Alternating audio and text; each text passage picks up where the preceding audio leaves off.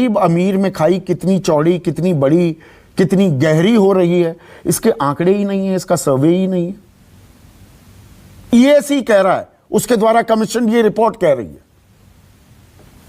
नहीं देखिए संजय जी, वो ईएसी तो हमारा ही है, हमारी सरकार का है, और जो आपने चर्चा करी जिस रिपोर्ट की, वो तो हम ही ने कमीशन करी है। तो इससे जाहिर होता है कि इस विषय को लेकर के सरकार क्या नजरिया रखती है और कितनी चिंतित है, और किस तरीके से उसका जो है एक समाधान और आगे का रास्ता है उसको ढूंढा जा रहा है। प्रधानमंत्री की जो इकोनॉमिक काउंसिल है उसके स्तर पर।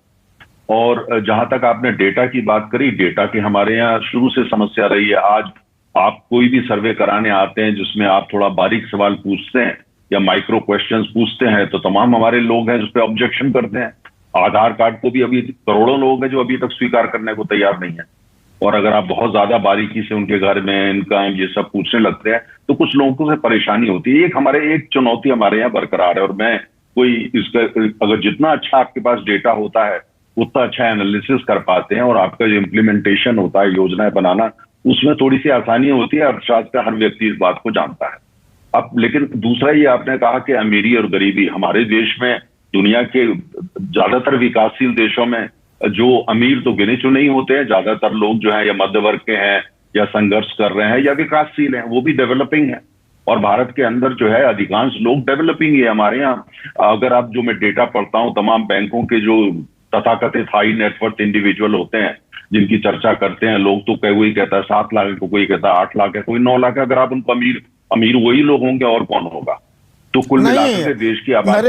नरेंद्र तनेजा, बीच में हल्का सा मैं आपको इंटरप्ट कर रहा हूं। मैं आज बड़ा खुश हुआ, ये सारे डेटा का अध्ययन जब कर रहा था मेरे मन में कई लड्डू फूटे। मैं थोड़ा सा निराशावादी हो जाता हूं कई बार जिंदगी में। आज जब मुझे पता लगा कि अरे भाई 25,000 या उससे ज्यादा की आपकी तनख्वाह है तो आप देश के टॉप 10 लोगों में हैं, टॉप 10%। मैं यकायक अपने आप को बड़ा अमीर महसूस कर रहा हूं। 25,000 की तो मैं कार की ईएमआई देता हूं, उससे ज्यादा की। मैं इतना अमीर हूं, मुझे यह अंदाजा नहीं था। नहीं देखिए, अगर आप इस हिसाब से डेटा को देखना शुरू करते हैं, जो दुनिया के विकसित और अमीर देश है जिसमें अमेरिका शामिल है, वहां भी ऐसी परेशानी आपको दिखेगी। वहां भी जो है उस हिसाब से अगर डेटा को हम इस तरीके से इंटरप्रेट करना शुरू करते हैं। हकीकत यह है कि भारत के अंदर, आज पूरा भारत, मैं भी घूमता हूं, आप भी घूमते हैं, हमारे पैनल पे जितने लोग हैं सब पूरे देश को देखते हैं, और आप देखते हैं कुल मिलाकर के पिछले 30-40 सालों के अंदर, खासतौर से 1991 से अगर आप देखते हैं तो हमारे यहाँ आपको चारों तरफ दिखाई देता है लोगों का जीवन जो है उनके अंदर, उसके अंदर काफी खुशहाली आई है। चुनौतियां बरकरार है, उसको कोई मना नहीं कर रहा, कोई नहीं कह रहा कि हम विकसित देश हो गए हैं, लेकिन ये हकीकत है कि हम काफी आगे आए हैं। और हमारा इतना सामर्थ्य हुआ है कि पिछले 3 साल के अंदर, ये मैं नहीं कह रहा हूं, एक पत्रिका बोल रही है जिसको कांग्रेस सबसे ज्यादा कोट करती है, इकोनॉमिस्ट इस हफ्ते का बोल रहा है कि भारत सरकार ने $200 बिलियन खर्च किए हैं तमाम योजनाएं जो खासतौर से गरीब लोग हैं उनके ऊपर। $200 बिलियन हमारा सामर्थ्य बना हमारे देश का, है ना। तो इसलिए प्रश्न ये उठता है, ये आप ऐसे नहीं, मैं इकोनॉमिस्ट की इस बात पर भी आऊंगा नरेंद्र तनेजा। देखिए, पर मूल सवाल ये है, आप इकोनॉमिस्ट हैं और आज आप बहुत साफगोई से बात कर रहे हैं। डेटा ना होना, क्या ये एक बड़ी समस्या है भारत जैसे देश की? हमारा सपना है विश्व गुरु बनने का, हमारे पास डेटा ही नहीं है कि हमारे गरीब कितने हैं, आर्थिक असमानता कितनी है। 2011-12 में कोई एक डेटा था NCAER का, उसके बाद हमने वो जहमत ही नहीं उठाई। इसमें दोनों सरकारें आ जाती हैं, यूपीए भी और एनडीए भी। सुनिए, देखिए संदीप जी, जब हमारा पहला पंचवर्षीय योजना बनाई गई 50 के शुरू के दशक में, कोई डेटा नहीं था। क्या डेटा था उस समय हमारे पास? योजनाएं बनाई गई और उसमें कुछ सफलता भी काफी मिली। तमाम क्या डेटा था हमारे पास जब हमने पहला भाखड़ा डैम बनाया, हाइड्रो पावर को लेकर के, मैं ऊर्जा की बात कर रहा हूं खासतौर से। तो कुल मिलाकर के जो विकासशील अर्थव्यवस्था होती है, अगर एक्यूरेट डेटा होता है तो आसानी होती है, लेकिन कुल मिलाकर के डेटा एक्यूरेट को छोड़िए, डेटा ही नहीं है यहां पर। नहीं, ये कहना नहीं, सुनिए, ये कहना सही नहीं है कि डेटा नहीं है। डेटा जो होते हैं कुल मिलाकर के, जहां विकासशील देश होते हैं जैसे जिसमें तमाम देश शामिल हैं, उसके अंदर कुल मिलाकर आपको मोटा मोटा अंदाजा होता है कि इस चीज की यहाँ कमी है, इस चीज पे हमें काम करने की ज्यादा आवश्यकता है। और जो अब जैसे मनरेगा स्कीम जब शुरू करी गई, हम तो सत्ता में नहीं थे, है ना। लेकिन जब भी शुरू करी, क्या किसी डेटा के आधार पर थी? नहीं, दिख रहा था साहब क्या आवश्यकता है और करा गया। तो इसी मेरा ये कहना है, देखिए मैं बड़ी ईमानदारी से बात करता हूं, मैं कांग्रेस बीजेपी नहीं कर रहा, मैं बहुत, क्योंकि आपने जो मुद्दा उठाया बहुत अहम मुद्दा है। अगर इसको हम घटा करके कांग्रेस बीजेपी पे लाके खड़ा करेंगे, आपके दर्शकों के साथ अन्याय होगा। हम देश की चुनौतियों की बात कर रहे हैं। मैं आपकी ये जो आप इस जज्बे का मैं इस्तकबाल करता हूं। ऐसी ही चर्चा होनी चाहिए, क्योंकि ये देश हित की चर्चा है। बहुत बहुत शुक्रिया। तो कुल मिलाकर के अगर आप देखिए, मैं आपको उदाहरण देता हूं, हमारे यहाँ कुछ राज्य, जैसे मान लिया पश्चिम बंगाल है, वो राजनीति नहीं, मैं एक अर्थव्यवस्था की बात कर, पश्चिम बंगाल घनी आबादी वाला प्रदेश है। अब वहां पे अगर राज्य सरकार जो है, और आज नहीं काफी उससे पहले सीपीएम की थी और उस समय कांग्रेस यहां सत्ता में, अगर वो वहां पे विकास की योजनाएं नहीं लाती, टाटा आना चाहता है उसको आगे बाहर फेंक देते हैं और उसको सेलिब्रेट किया जाता है, तो उसका जो भुगतान है वो पूरे देश को चुकाना पड़ता है। अगर कोई भी राज्य है, नहीं, अब टाटा की बात नहीं रह गई ना, फोर्ड हो, हार्ले डेविडसन हो, कितनी कंपनियां हैं आज, कंपनियां भारत छोड़कर चली गई।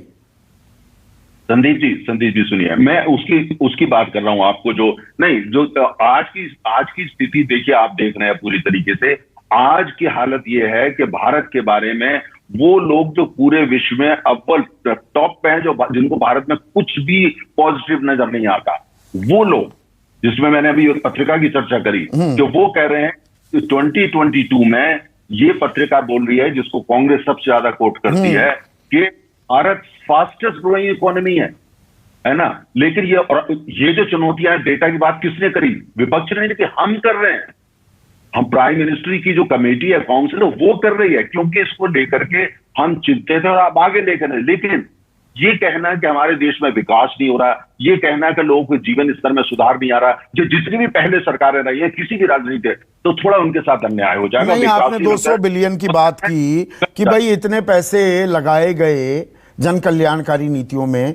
ये सरकार द्वारा कमीशन रिपोर्ट वो कह रही है कि भैया यूनिवर्सल बेसिक इनकम दे दो सबको, एक कम से कम उनके जेब में 2,000-2,500 रुपए वो दे दो, ये सब्सिडी का चलन खत्म करो, ये जन कल्याणकारी नीतियां।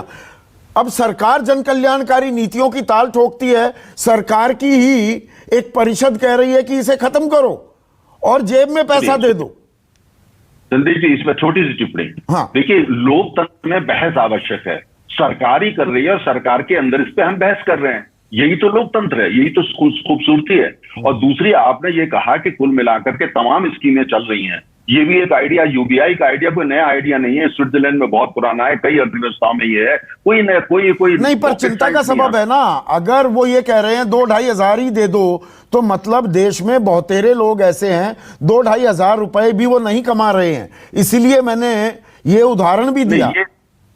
देखिए, अर्बन एरियाज के अंदर, देखिए पूरे देश की जब हम बात करेंगे, हमको ये, आप अर्बन में भी किस शहर की बात कर रहे हैं? आप दिल्ली की कर रहे हैं, कलकत्ता की कर रहे हैं, बैंगलोर की कर रहे हैं, क्योंकि सब जगह की ग्राउंड रियलिटीज अलग अलग, सबकी अलग अलग है। दिल्ली की बिल्कुल हालात अलग हैं। दिल्ली के हालात को आप कैलकाटा से कंपेयर नहीं, या पटना से कंपेयर नहीं कर सकते, या किसी और भुवनेश्वर। और शहरों में जो बेरोजगारी बढ़ रही है, देखिए ग्रामीण इलाकों में एक आदमी खुद जो सेल्फ एम्प्लॉयड है, वो कमा रहा है 9,661 रुपए, पुरुषों की बात कर रहा हूं, और शहरों में वो कमा रहा है 17,166। पर यहां पर एक लाल झंडी दिखाई जा रही है कि भैया शहरों में भी मनरेगा की तर्ज पर कोई रोजगार गारंटी स्कीम लेकर आइए। देखिए, ये बहस का अच्छा विषय है, इसको इसीलिए जो है ईएसी के स्तर पर उठाया गया है। लेकिन ये भी हमको ध्यान रखना पड़ेगा, ये बाकी सब्सिडी बंद करके क्या इस तरह की कोई स्कीम लाई जाती है, इस पे एक मंथन की आवश्यकता है, गहन विचार की हर एक को जरूरत है, क्योंकि राज्यों की अहम भूमिका इसके अंदर और सबसे पहले डेटा आना चाहिए ना, होना चाहिए। इसीलिए लेकर के हम इसको आगे आए हैं। ठीक है।